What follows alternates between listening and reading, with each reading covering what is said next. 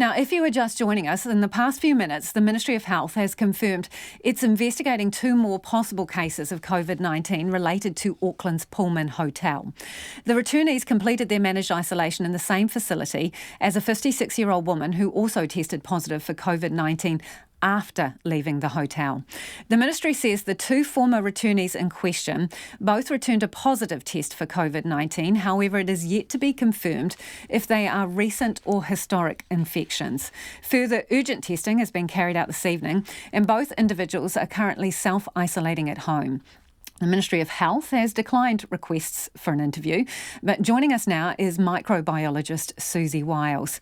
Siouxsie, what are the ramifications of these 2 initial positive tests?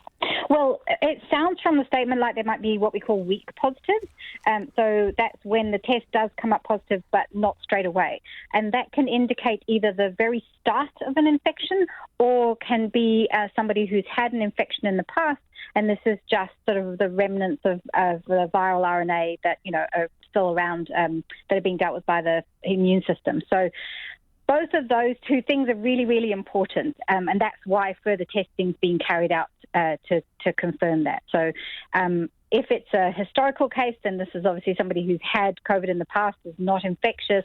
If it's a weak positive that is actually the very start of an infection, then it may well just be as somebody is becoming infectious.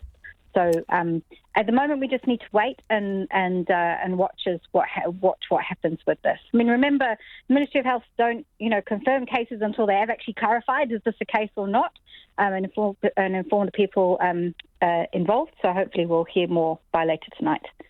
Are we then potentially looking at a shift in alert levels depending on which kind of situation these cases fall into? Not necessarily. So it will entirely depend on what the people have been doing for the last few days. Remember that since the First Lady tested positive, when was that? A few days ago. The Ministry of Health have been contacting all the people who had come through managed isolation at Pullman and getting them to isolate. So it all depends on, when this person was likely infectious and what movement they've made. So if they've actually been home that entire time, then this is not a cause for concern and moving up the alert levels. It still very much could be using our test, trace, isolate strategy to contain. And what would the likelihood be of these 2 cases perhaps being the South Africa strain? Again, that will entirely depend on, if it is a new infection or a historical infection. If it's a historical, where they've come from. If it's a new infection, then they'll be looking at where they were located in the Pullman. What was their chances of basically of transmission happening at the hotel. How common are false positives? So I guess we have this sort of definition of a false positive. So these are not false in that they are an indication that viral RNA is present, but whether they are an indication of whether somebody is infectious or not. So they may well be cases that are, the test has worked, but are they telling us the person has an infection right now or is starting an infection, or are they telling us that it's a historical infection? So the test is extremely sensitive, and that's what all these follow-up things are all about. Does the person have symptoms? Because if they have symptoms right now, and they have been this test then, and they test positive, then that would suggest that they're kind of at the start of their infection. If they have no symptoms, but maybe had symptoms in the past, then that's also an indication that, yes, this is probably a historical case. If it is an historic infection, why wouldn't have the last test that they had at managed isolation have shown that up? Because people, depending on how long ago they had their infection, people can kind of cycle in testing positive and negative over the next few months. It all depends on how much viral RNA is around for the test to pick up.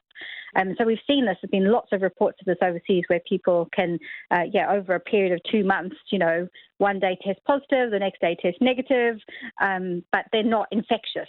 at that stage. Just the test is just picking up this kind of viral debris in the person's body. So very much a wait-and-see situation that we find ourselves in. Yeah, absolutely. That's why they'll be redoing the test. Again, if this is somebody who, was swabbed yesterday or this morning, those few hours between getting another swab can make all the difference if it is the very beginning of an infection. Because if it is the beginning, then we would be expecting their viral load to increase. And so it's more likely the test will become positive much faster. Again, if it's a historical infection, then it may well end up being negative because it can do this. And that's when they'll also probably take some blood so that we can look for antibodies, but also be asking people about, have they had, when have they had symptoms, have they been around anyone? So, yeah, wait and see. And then hopefully if it is a positive test, then it'll be, what's the genome, doing the sequencing and things. So hopefully we'll have more information later tonight, and then depending on what it is, maybe more information tomorrow. Thank you so much for clarifying that. That's Dr. Siouxsie Wiles, who's a microbiologist, talking there about these two other cases that are under investigation, potential cases by the Ministry of Health. They are also in the Pullman hotel. They're being retested to find out what exactly their situation is.